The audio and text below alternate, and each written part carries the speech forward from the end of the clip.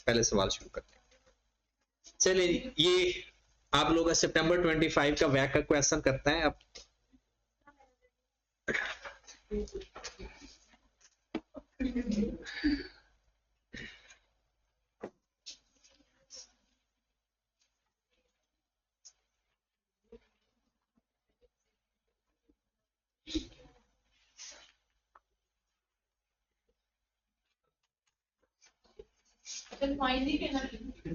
Question कर लेना पहले।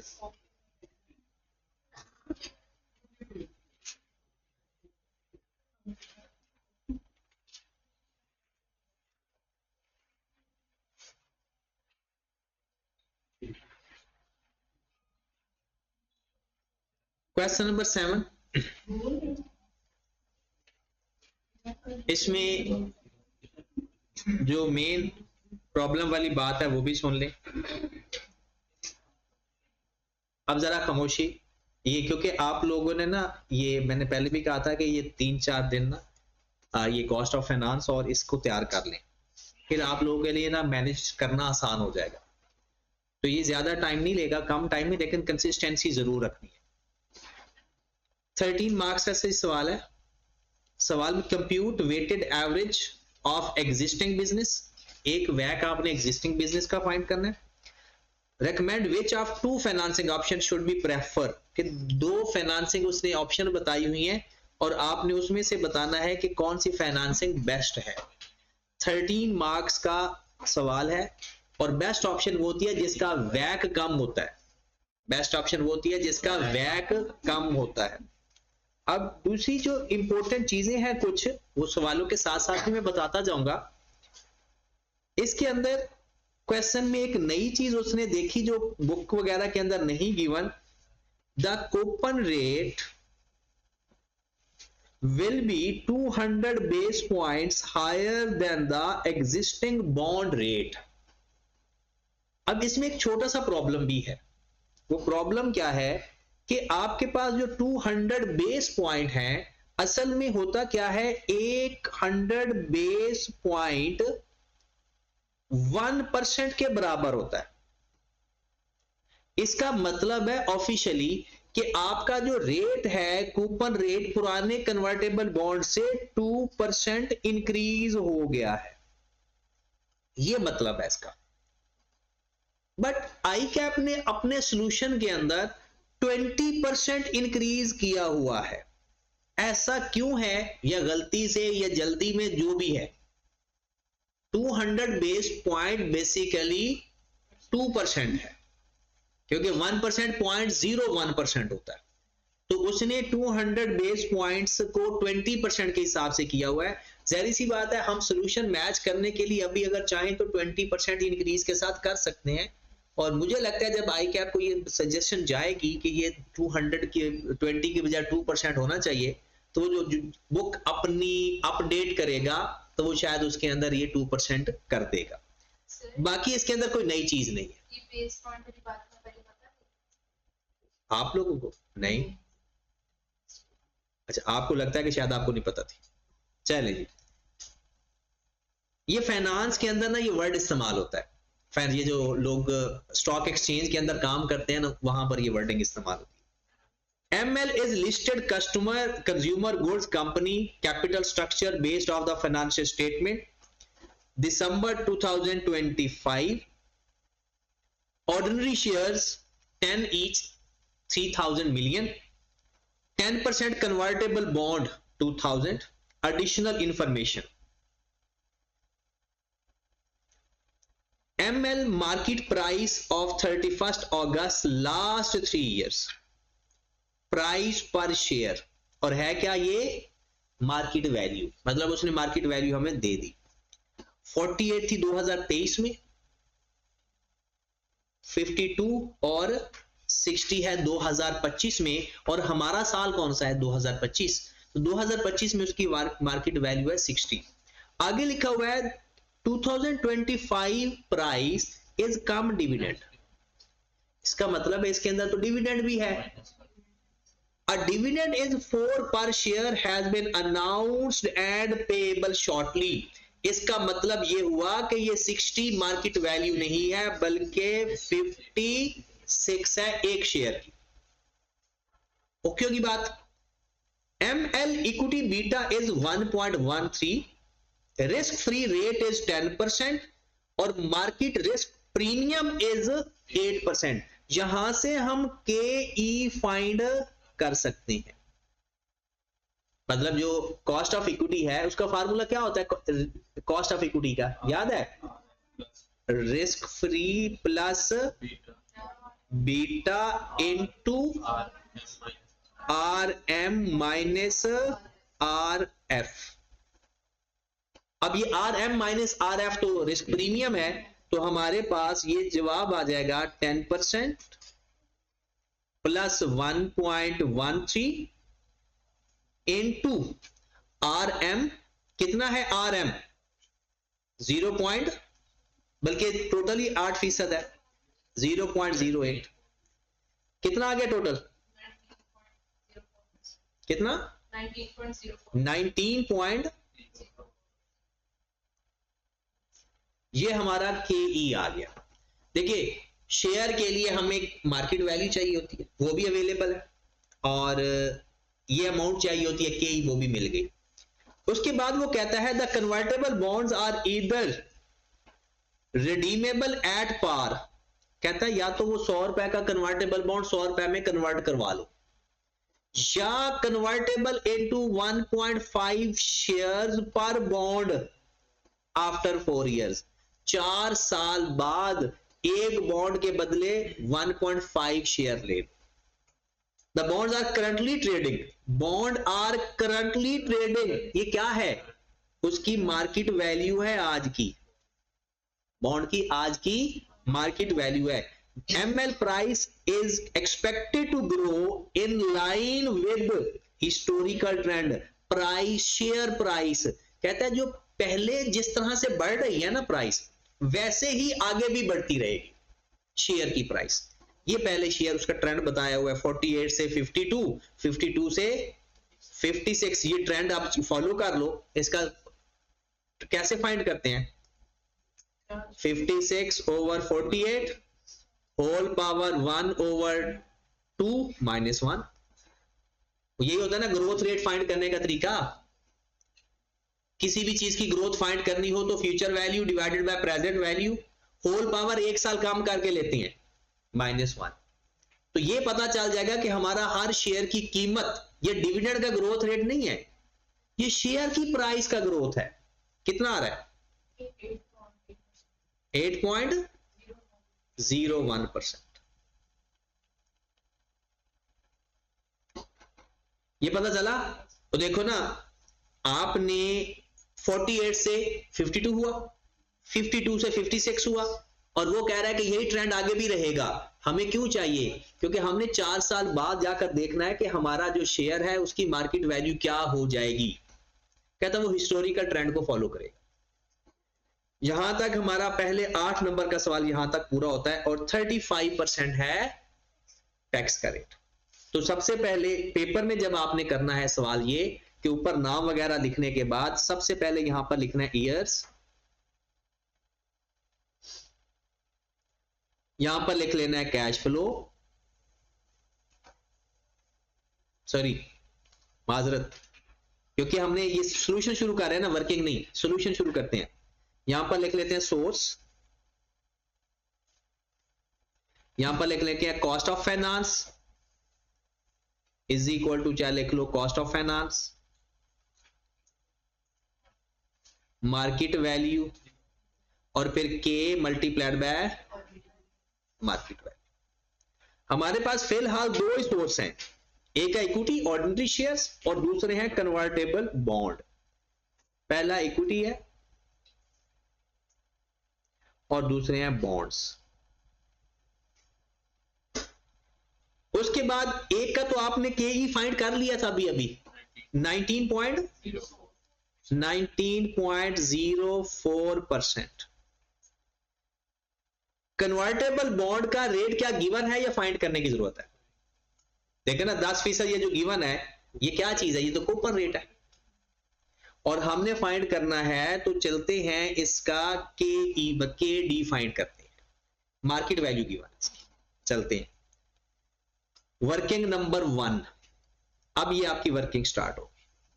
हमने फाइंड करना है cost of convertible bond, cost of convertible bond.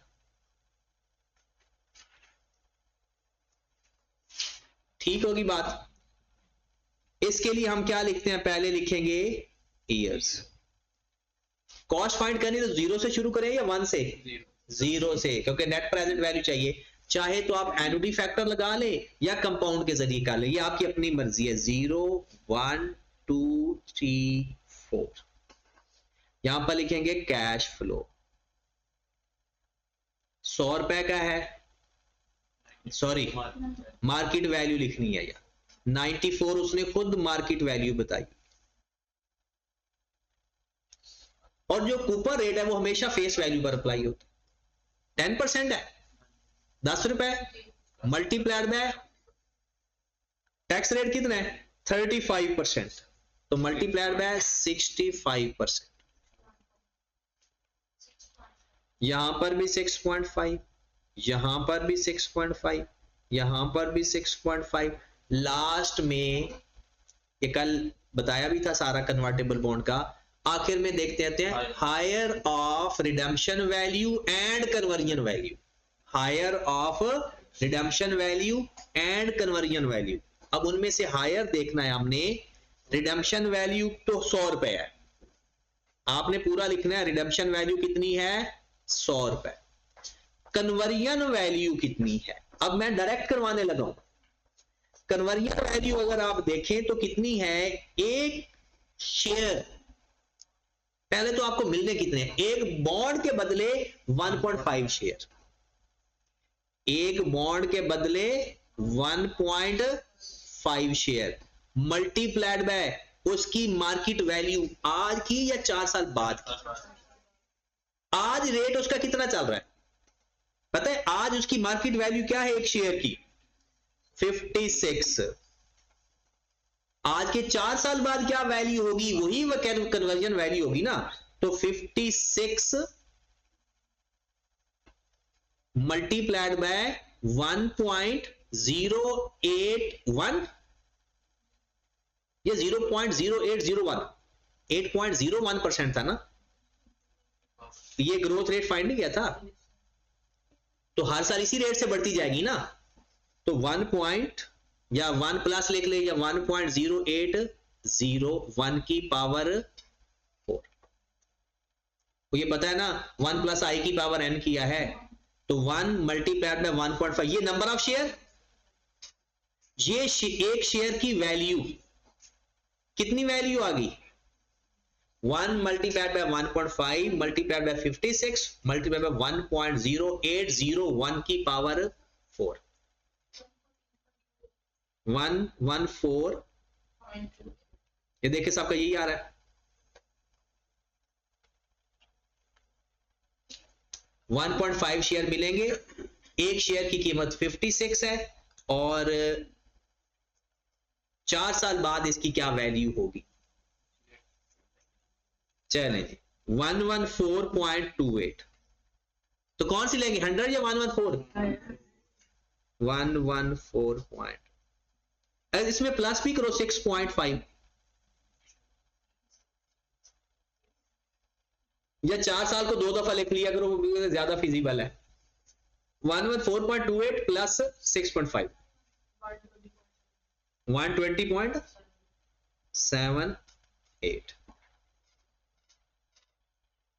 इसके बाद हमने क्या करना है, डिस्काउंट फैक्टर कितना लेना चाह रहे हो, पहले 10% ले लो, 1 0.909 0.826 0.683 0.751 चाहिए 751 0.683,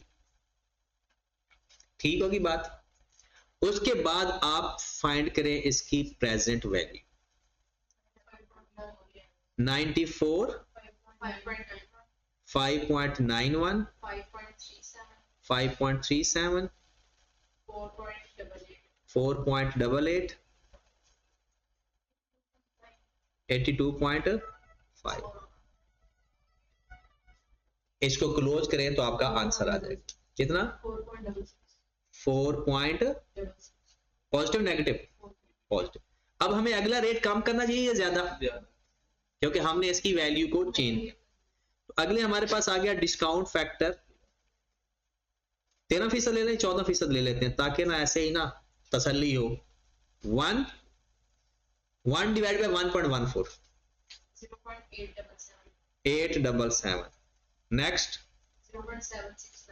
769 675 592।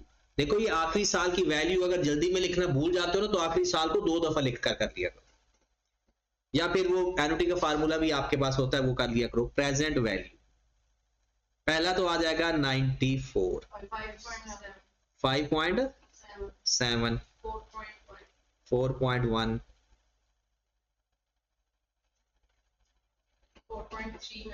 4.39। ये चेक करें जरा दोबारा,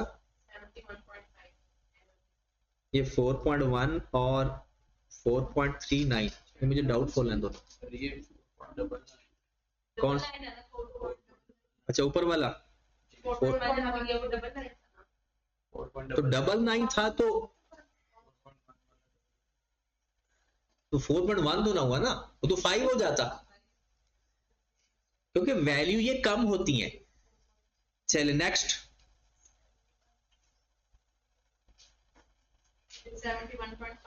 71.5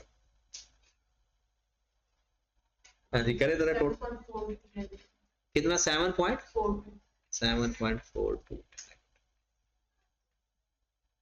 यहां से हम इसका फाइंड करेंगे IRR और इसको हम बोलेंगे क्या KD lower rate plus NPV of lower rate over NPV of lower rate minus NPV of higher rate, तो माइनस माइनस प्लस हो गया, multiplied by higher rate minus lower rate. तो बताएं इसका KD कितना आ गया 11.54%। तो ये आपका ये सिंपल, ये मेन वो कन्वर्टेबल बॉन्ड को ही पूछ रहा होता है, बाकी तो सारा काम आसान होता है। ओके है यहां तक, ये कल वाला ही है एज इट इज। ये हमारे पास आ गया 11.54%। अब मार्केट वैल्यू के बारे में एक बात सुन लें, मार्केट वैल्यू को लेने के 2 तरीके होते हैं, या पर यूनिट लिख करके ले लो या टोटल ले लो, या पर यूनिट ले लो, पर शेयर पर बॉन्ड, या टोटल ले लो। याद रखिए अगर सब में से किसी की मार्केट वैल्यू इन टोटल है ना तो फिर आप भी टोटल ही लिया करो। और ज्यादा आसान तरीका यह है, थोड़ी वैल्यू बड़ी हो जाती है लेकिन टोटल बेस्ट है। आई कैप यहां पर तो पर यूनिट बेस्ट है, क्योंकि शेयर की भी एक वैल्यू गिवन है और बॉन्ड की भी एक शेयर की गिवन है, एक बॉन्ड की। लेकिन बेहतर ये होता है कि आप टोटल लेने का तरीका आपको आना चाहिए। देखिए अब टोटल मार्केट वैल्यू फाइंड कैसे करेंगे। आपके पास 3000 ये शेयर्स है या अमाउंट है, अमाउंट है, इसको आप डिवाइड करना हमेशा फेस वैल्यू पे। अब ये आ गए आपके पास नंबर ऑफ शेयर, और एक शेयर की मार्केट वैल्यू कितनी है 56। ये टोटल मार्केट वैल्यू आपके पास आ जाएगी। दूसरा तरीका कार क्या था कि आप सिर्फ 56 लिख दो, नंबर ऑफ यूनिट साथ ना लिखो। तो ये 2 तरीके हैं, लेकिन मैं आपको सजेस्ट करूंगा क्योंकि ये जो टोटल मार्केट वैल्यू लेना है ये ज्यादा अच्छा तरीका है, रिलायबल तरीका है। तो क्या करेंगे, आपके पास 3000 टोटल थे, 10 पे डिवाइड किया और 56 से ये आपके पास टोटल शेयर्स की मार्केट वैल्यू आ जाएगी। कितना? 16800 रुपीज इन मिलियन, थाउजेंड, जो भी लिखा हुआ है वो ऊपर लिख देना। वो ये वैसे ही लिखना होता है, रुपीज इन मिलियन। अब आए जरा, आपके पास 2000 बॉन्ड हैं। कितने बॉन्ड्स हैं? और एक बॉन्ड की वैल्यू कितनी है? 100 रुपए। और हर आज ये क्या चीज आई है बोला? Number of bonds. और एक बॉन्ड की मार्केट वैल्यू है 94, तो 94 से मल्टीप्लाई करेंगे तो total market value 2000 divided by 100 multiplied by 94, कितना? 1880। अब सवाल आपका 8 नंबर वाला सवाल आपका कंप्लीट हो गया। वर्किंग का रेफरेंस लाजमी दिया करे, वर्किंग नंबर 1। हाँ जी, करो जरा मल्टीप्लाई। 3198.72 और 1880 को मल्टीप्लाई करें 11.54%, 216.95। इनका अब टोटल कर दे, 16,800 प्लस 1880, 3451.15.67 और ये टोटल कितना आ रहा है? 18680। आप यहां पर लिखेंगे वैक,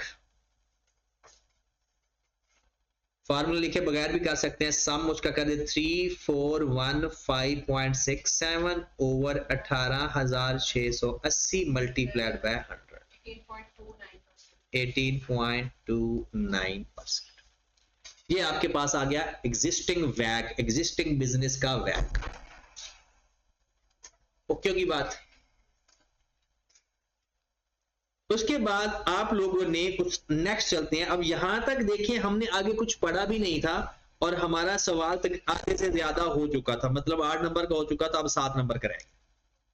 वो हमें 2 ऑप्शन दे रहा है, कहता है बताओ इस ऑप्शन के तहत आपको कौन सी बेस्ट ऑप्शन होगी।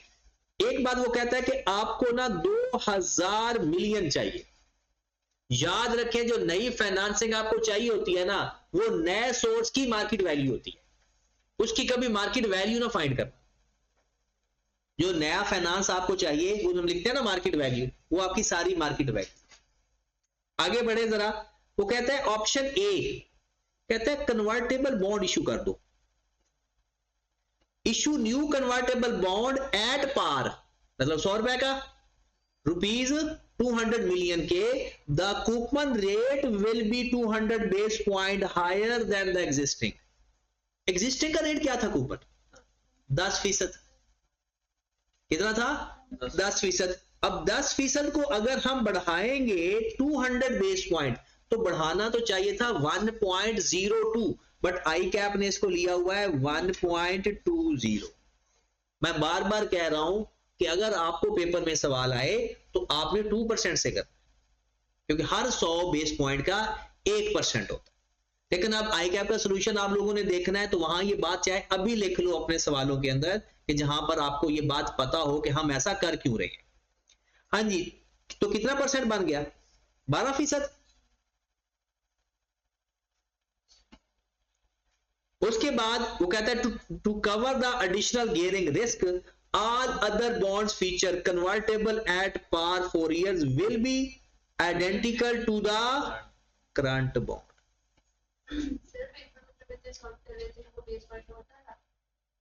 बिल्कुल पता होता है। देखिए, जब ये सवाल हम कर रहे होते हैं ना, वो उसके बाद जैसे जैसे नई चीजें आती है ना, वो साथ साथ बताते जाते हैं। जैसे कुछ चीजें ऐसी होती हैं कि मुझे पता है कि फलां सवाल के अंदर आनी है, मैंने तब बतानी, तो इस तरह से चीजें बताई जाती। चले जी, हाँ कुछ चीजें ऐसी होती हैं जो आई कैप बिल्कुल फास्ट है, ये बुक में कहीं नहीं लिखा हुआ, आई कैप की किताब के अंदर ये स्टॉक एक्सचेंज की टर्म्स है। चले जी, आई कैप ऐसे ही सिखा देता है बच्चों को। अब ऑप्शन 1,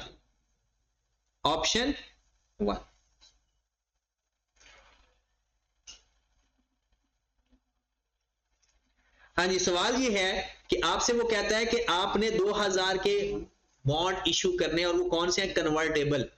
इस क्वेश्चन के अंदर आपके पास इस चीज का क्या चीज नहीं है? मार्केट वैल्यू तो है और केडी नहीं है इसका। आपका तो केडी बिल्कुल उसी पैटर्न पे फाइंड करेंगे, लेकिन रेट आप कौन सा लेंगे? 12% का 65%, 12% का 65%। और उसने दूसरी बात देखिए, कहता है cover the additional giving all other bonds features, convertibility, par value, 4 years term will be identical to the current bond। मतलब आपको मिलना 1.5 है, उसकी मार्केट वैल्यू भी वही होगी, सारा कुछ वही लेना है, बाकी सिर्फ चेंज क्या करना है, कूपन रेट। अब क्वेश्चन तो हमारा हो गया समझो। यहां पर दोबारा वैग फाइंड करेंगे, दोबारा फार्मूला लिखेंगे, source cash flow, cost of finance, market value, K multiplied by, अच्छा आप ना शुरू में लिख दिया करो K is equal to cost of finance और M V is equal to market value, ताकि बार बार दोबारा किसी के साथ लिखना ना पड़े। शुरू में सवाल के शुरू में लिख दिया करो K is equal to cost of finance, M V is equal to market value. हाँ जी, सोर्स क्या है? इक्विटी। इक्विटी में कोई मसला नहीं है, सेम डाटा कॉपी करो। कॉस्ट ऑफ इक्विटी क्या था? 19.04%। मार्केट वैल्यू कितनी थी? 1600। टोटल कितना था? 3198.7। एग्जिस्टिंग बॉन्ड, कन्वर्टेबल जो बॉन्ड था उसका के कितना था? 11.54%। उसकी मार्केट वैल्यू क्या थी? टोटल कितना था? 6.95। New bond.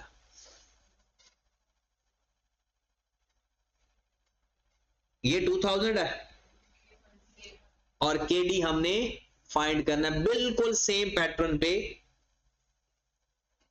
यहां हम लिख देंगे ईयर्स 0 1 2 3 4। यहां पर हम लिख लेंगे कैश फ्लो। कैश फ्लो कितना आएगा इसका भला? कैश फ्लो इसका कितना आएगा? नहीं, जीरो पे। वो कहता है किस जिस पे इशू हो रहा है ना वही है ना, एट पार। हाँ जी, इसका रेट क्या आएगा? 12% का 65% कितना आया? 12 रुपए का 65% ले लो, 7 पॉइंट, इधर भी 7.8, इधर भी 7.8, 7.8, 7.8 प्लस 114 पॉइंट, वही value 7.8 plus higher of conversion value and reduction value, higher of conversion value and वो जो हमने फाइंड की वही उसने कहा मार्केट वैल्यू उसकी वही है 4 साल बाद 114.28 प्लस 7.8।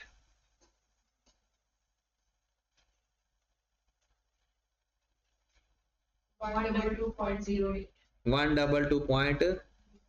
डिस्काउंट फैक्टर वही ले लो ताकि काम आसान हो हमारे लिए चीजें। पहला 1, 0.909, 0.826, 0.751, 0.683। प्रेजेंट वैल्यू इसकी फाइंड कर लो। पहले 100 आएगा, 7.18, 6.53, 5.93, 80। अच्छा इसमें ना कभी कोई गलती हो जाए ना कैलकुलेशन में, पैटर्न वही रखना है, गलती कोई एक्सपेक्टेड होती है बताने वाले की, लिखने वाले की। कितना? 3 पॉइंट पॉजिटिव नेगेटिव पॉजिटिव। तो आगे तो जैसी बात रेट बढ़ाना पड़ेगा, वही रेट ले लेते हैं ताकि हमें कैलकुलेशन ना करनी पड़े। डिस्काउंट फैक्टर कितना लिया था 14%। 1 वही लिखवा दो 0.877 769 675 592। उसके बाद आपके पास आ जाएगी प्रेजेंट वैल्यू 100, फिर 6.84 5.99 5.27 72.27 9.63। अब इसका आप लोग केडी फाइंड कर लो। नया केडी, सबसे पहले लोअर रेट की एनपीवी, लोअर रेट की NPV minus minus plus 9 points, अगर वो पॉजिटिव आ गया तो कर दिया करो सवाल, मल्टीप्लाइड बाय 0.14 माइनस 0.10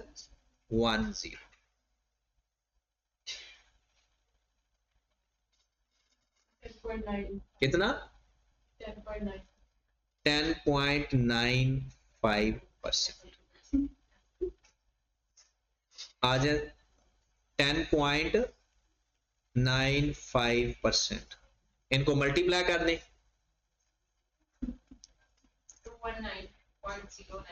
219 टोटल भी कर दे इनका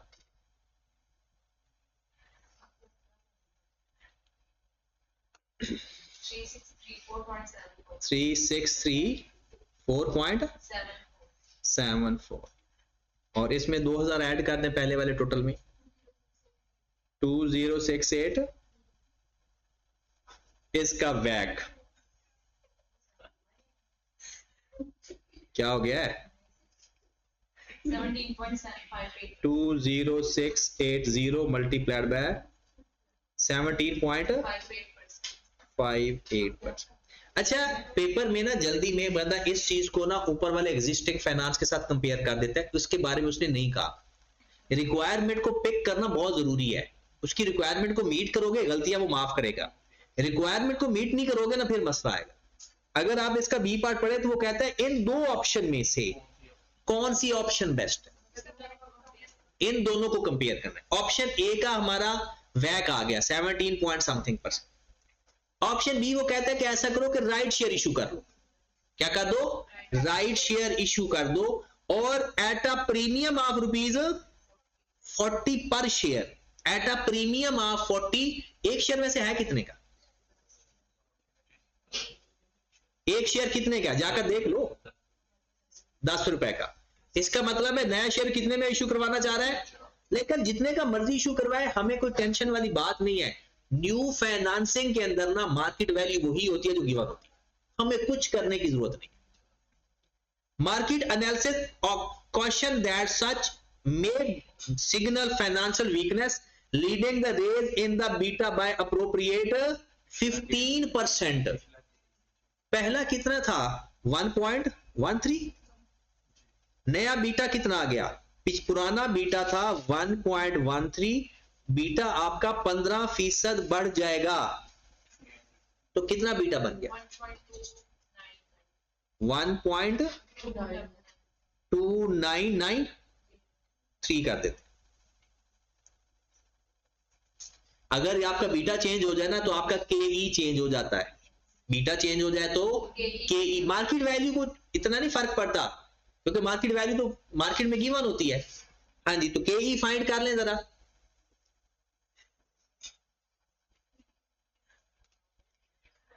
%10 risk free plus 1.3 into 0.08 20.4 20.4%, 20.4%।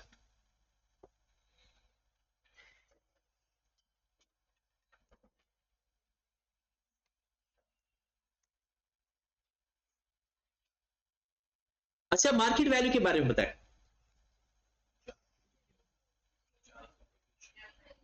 Market value नहीं, ओवरऑल मार्केट वैल्यू में कोई फर्क पड़ेगा या नहीं? क्योंकि जो मार्केट में उसको जिस रेट पे ट्रेड हो रही है 56, वो तो वही रहेगी। यहां पर आए, अब ऑप्शन बी, ये आपका सवाल हो गया समझो। Source equity, bond, new equity या राइट शेयर, एक ही बात है, न्यू इक्विटी या राइट शेयर। के वही रहेगा या चेंज हो गया? हाँ, अब जो नया के आया है वो आ गया 20.41%। बॉन्ड का रेट क्या है? 11.54%। 20.4 मार्केट वैल्यू। अगर वो मार्केट वैल्यू के चेंज के बारे में कोई बता देना तो चेंज हो भी सकती है, क्योंकि डी गिवन है, डिविडेंड गिवन है ना 4 रुपए, तो उसके जब मार्केट वैल्यू फाइंड करते हैं ना, तो मार्केट वैल्यू फार्मूला होता है डी ओवर के ई। जब हमारा के ई चेंज हो गया तो मार्केट वैल्यू भी चेंज पॉसिबिलिटी होती है, लेकिन क्योंकि मार्केट वैल्यू गिवन है इसलिए अभी हम इसको कंसीडर नहीं कर ले। चले जी, कितनी मार्केट वैल्यू जो की हुई है पहले वही लिख दें। कितनी? 16800, फिर 1880 और ये है 2000। अच्छा, ये मार्केट वैल्यू ना चेंज कर दोगे तो कोई मसला नहीं है, अभी तो टाइम बचाने के चक्कर में हम कर रहे हैं। के मल्टीप्लाइड बाय मार्केट वैल्यू। हाँ जी बताएं कितना आ गया? 16,800 मल्टीप्लाई बाय 0.2041। 3428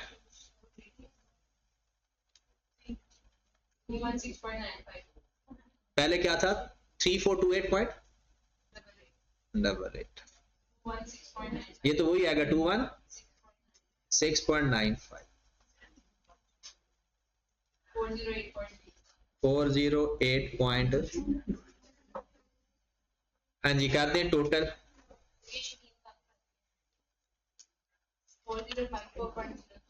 405.03 और इसका टोटल 206.80। नया bag 4054.03 divide by 20,680 multiplied by 100 कितना आ रहा है? 19.60%।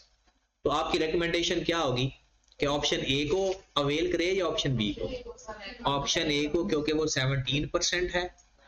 अच्छा, ये बात, इसमें जो चीजें हमने आई कैप के सोल्यूशन को मीट करने के लिए ऐसा किया है, बस मैं वो आपको आई कैप का ना सोल्यूशन हाईलाइट करवा देता हूं ताकि कोई परेशानी आए तो आपके पास कोई चीजें हों।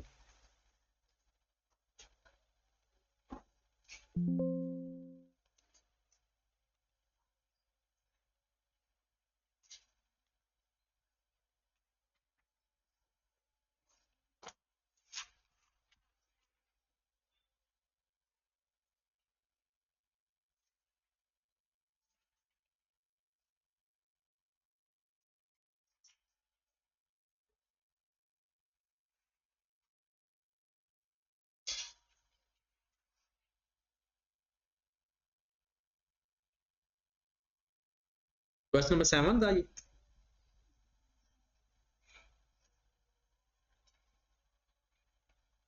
आपका पहला आंसर क्या आया था?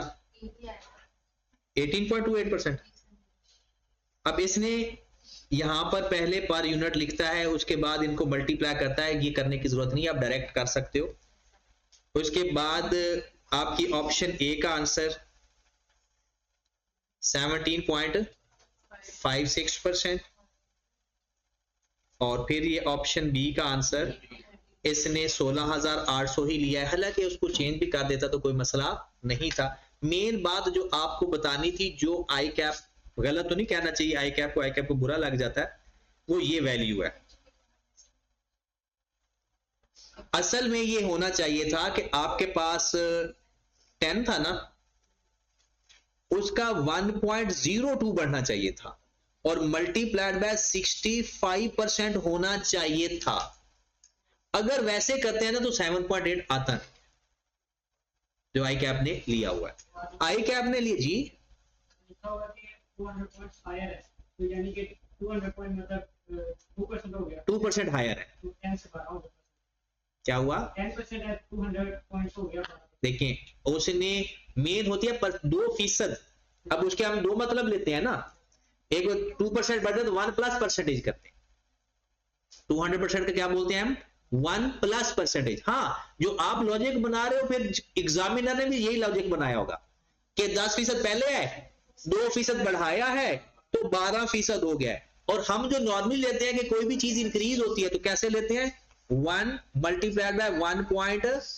अगर किसी ने इससे किया होगा ना तो आई कैप ने गलत नहीं किया होगा, ये बात याद रख, ठीक है। हाँ, ये मुझे लगता है कि ये आई कैप ने यही अज्यूम किया है कि 2% है ना तो पहले 12% है, उसने पहले इसको सॉरी 10 है 12 किया, फिर उसका 65% लिया तो 7.80। और अगर आपने इसको 1.02 से भी करोगे तो गलत नहीं होगा।